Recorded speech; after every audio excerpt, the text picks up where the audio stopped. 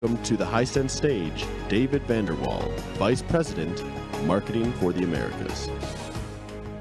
Good morning, and thank you for joining us today at our Hisense CES virtual press conference. More than 400 years ago, a Chinese poet wrote a very famous line, "Sometimes we don't know what we have until it's gone." This means that due to changes in situations, the usual things that we could do in the past can no longer be achieved today. This is reminiscent of the emergence of the epidemic, which made many things that people felt were normal before 2020 become very precious and even difficult to achieve. But now that it's 2022, COVID-19 is still spreading globally, and people are looking forward to the rapid emergence of effective vaccines and medicines so that everything can be once again restored to normal.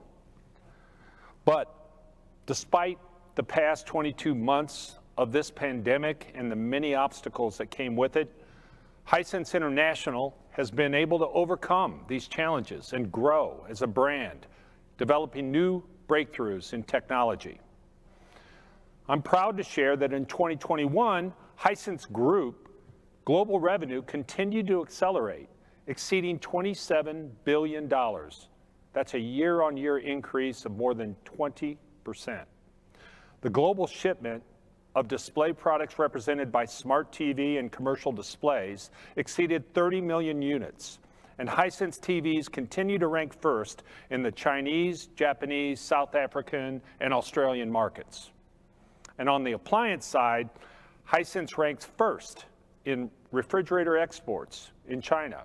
And our sub-brand Garenia ranks first in European markets such as Czech Republic, Slovenia, Croatia, and Serbia. And since 2012, laser TV has continued to grow in global popularity, and Hisense has made several breakthroughs.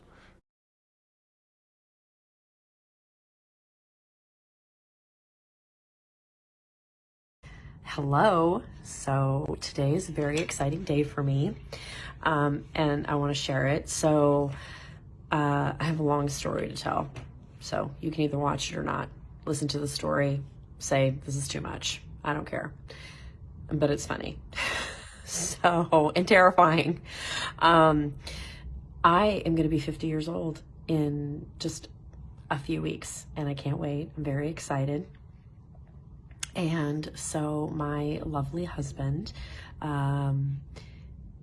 is gifting me with a trip to Romania, and I'm going to learn how to expand on my fine silver jewelry artistry with an amazing woman in Romania. I'm very excited. I can't wait. I know I already said that. I'm going to say it like a few times more probably because I am super excited. Anyway. It's hard to go out of the country. It's hard to go anywhere from Savannah, and that's my nearest airport. So I decide to fly to Atlanta the night before my trip, which is today. I leave for Romania this afternoon. And so I'm flying to Atlanta last night, and I have to connect out of Charlotte because why would you have a direct flight from Savannah, Georgia to Atlanta, Georgia? That just doesn't make any sense. So why wouldn't you go from Savannah, Georgia to Charlotte, North Carolina to then go back to Georgia? Of course, that's how we operate. So that's what I had to do.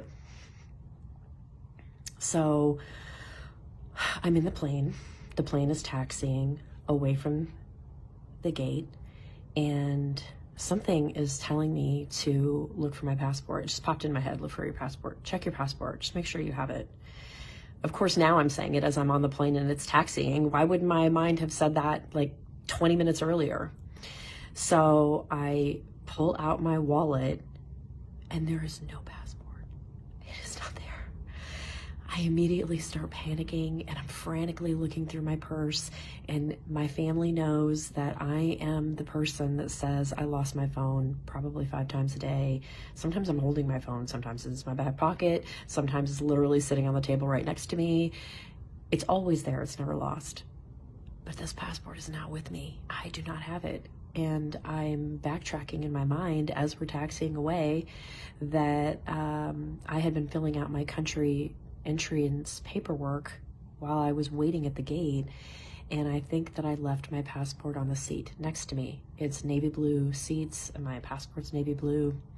And I'm thinking, holy shit, what am I gonna do? This trip is over. I'm not going now. How am I gonna get off this plane? So at the same time this is all happening in my mind, the flight attendant walks by me, and I have this panicked look on my face, and we make eye contact, and I said, I have a crazy thing to say to you, but I left my passport at the gate and I'm going out of the country tomorrow. What do I do? And she says, well, hold on a second. She's so nice. She goes back to the front, and her and another flight attendant get on the phone, and they're calling the gate. And they're probably talking to the pilot. I don't know what the hell they're doing, but they're trying to make magic happen for me. And she comes back to me after a couple of minutes, and she said, I'm so sorry, but it's too far gone. We're rolling. We can't go back. You can't go back. And I said, well, what do I do? I have a connection to Atlanta. I don't want to go too far away from Savannah without my passport. And she said, well, right when you land, call the gate. I don't even know how to do that. And she said they will, if they find the passport, they will fly it to me today, the next day. And I'm thinking, how is that going to work? And I'm putting a lot of faith in this airport now. I don't even know what I'm going to do. So I said, okay, well, I guess I'll get to Charlotte and then rent a car and drive back to Savannah and pray that somebody picked up my passport, because that's my only solution. And then I'll just drive to Atlanta, because my flight's not until 4:50. I mean, I can still save this as long as I can find my passport. I'm like on the verge of a nervous breakdown. So she goes back up to the front. We're still taxiing. So beep, beep, beep, beep, back, reverse, boop, boop, boop. Then she comes back to me, and we're talking, and I'm like, she can just see I'm not crying. I'm on the verge of it. I cannot believe I haven't just like blown a gasket, but in one hand, I'm like trying to like just be calm, because me losing my shit is not going to pop my passport in my pocket. So she says to me, do you want to get off the plane? And I'm like, is that even an option? And she said, yeah, if you want to get off the plane and it's probably your best bet, tell me, and I will tell the pilot that he has to go back to the gate and you can get off, and then you can get your passport. And I'm like, fuck, get me off the plane. I said, pull the motherfucker back to the gate. Of course I didn't cuss, but I felt like it. And so she goes to hang on a second. Sorry, dropped something. So she goes to the front and says, the girl wants to get off the plane. So this is what's embarrassing. I mean, the whole thing is horrible, but then it's like humiliating on top of it, because I got a whole plane full of people. Thank God it was one of those little tiny planes, where there's only 2 seats on each side. So it's not like I had hundreds and hundreds of people I was pissing off. I just had maybe 150 or so, 200 maybe. Anyway, the pilot gets on the thing and goes, guys, I'm really sorry, but we're having to go back to the gate because there's a passenger that wants to get off. Please bear with me. I'm the passenger. It's me. And so I can feel everybody thinking, who is this person? Who wants to get off this plane right now? And who's going to Charlotte at this time of day? It's like evening. Everybody that's going to Charlotte, I bet most of the people on that plane are connecting to go somewhere else. And I'm screwing up their night. It's not just me that I'm screwing up my night. It's my mistake. I can be screwed up, but I'm screwing up a lot of people's nights. So anyway, we get back to the gate. This is all happening very quickly, by the way, maybe 20 minutes tops. So we get back to the gate, and the door opens. So I unbuckle and I have to do the walk of shame. Everybody's like waiting to see who's the person that's going to stand up. So I get up, I walked, thank God I didn't have they had to do a bag tag, you know, before you got on the plane, because the plane was so small you couldn't put your carry-on on the overhead. So it was just my purse that I was carrying.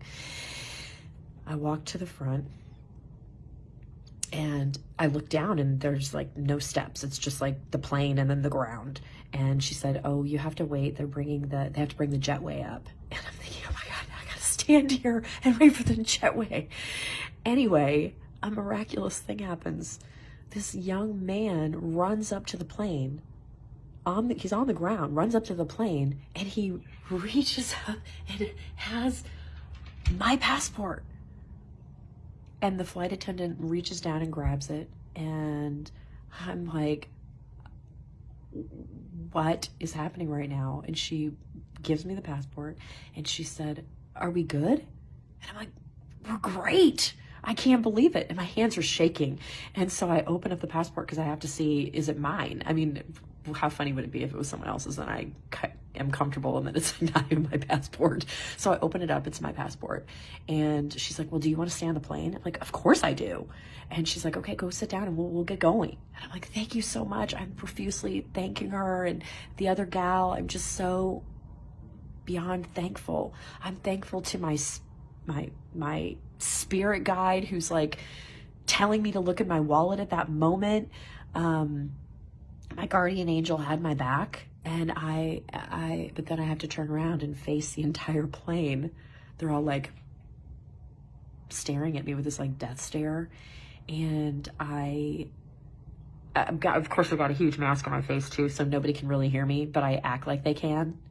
And I'm like, I am so sorry, everybody. I'm so sorry. I hope if you're making a connection, you make the connection. I feel so terrible. This was an emergency or I would have never done it. I'm so profusely apologetic.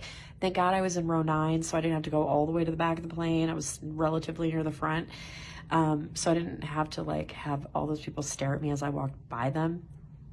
And there was a lady on the other side of the aisle, my row on the other side. She was so lovely. And she was like, you know, talking me off the ledge the whole time and telling me how it was okay, accidents happen, and you know, she's so happy that I got my passport back.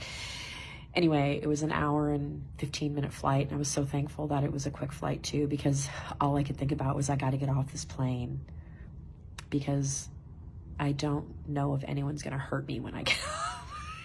Like, nobody did. Nobody even said anything to me because they were probably so pissed. But anyway, can you guys believe that story? It's freaking crazy. I got my passport. And the crazier thing is that I've flown American dozens of times.